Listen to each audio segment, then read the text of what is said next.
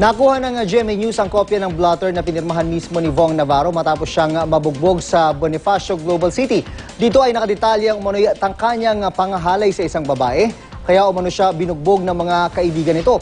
Pero nauna nang naglabas ng salaysay ang manager ni Navarro at iginiit na ginulpi, iginapos at tinakot ng ilang lalaki ang aktor. Balita nga rin John Consulta, exclusive. Halos hindi na makilala ang aktor at host na si Vong Navarro sa sobrang tindi ng pagkakabugbog ng kanyang muka. Maga ang pisngi, sugat sa noo at halos hindi na may mulat ang mga mata ng aktor sa tindi ng gulping inabot nitong January 22. Pinuntahan ng GMA News ang Southern Police District sa Bonifacio Global City kung saan namin nakita sa police blotter ang nangyari. Sa blotter na pirmado mismo ni Ferdinand Navarro na siyang tunay na pangalan ni Vong Navarro, inaakusahan siya ng attempted rape. Ang complainant ay isang 22 taong gulang na estudyante na sadyang hindi muna pinangalanan dahil sa pagiging sensitibo ng kaso. Kwento niya, pasado alas 10 daw ng gabi nang bumisita si Vong Navarro sa kanyang condominium sa Bonifacio Global City.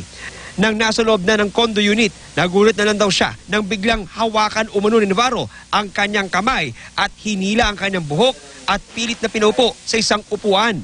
Nagawa raw niyang manlaban at nakatakbo pa sa kanyang kwarto nang maramdaman ang motibo raw ni Navarro. Pero sinundan daw siya at pinilit siyang ihiga sa kanyang kama at tinangkang ibaba ang kanyang shorts.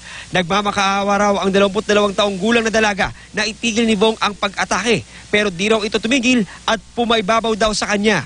Habang nagaganap umano ang pag-atake, bigla raw dumating sa kanyang kondominium ang dalawa sa kanyang kaibigan at sumaklolo. Isinagawa ng 2 tao ang isang citizen arrest.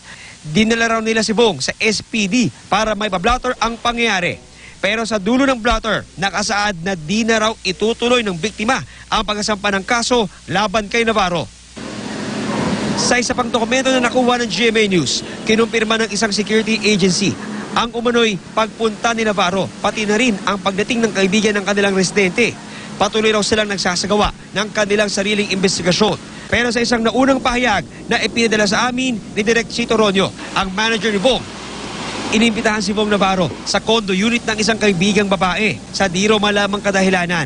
Piniringan si Vong, saka umano pinagtulungang bugbugin, ginapos, tinakot at hinihingi ng pera ng isang grupo ng kalalakihan. Kasalukuyang nagpapagaling ang TV host. John Consulta, GMA News.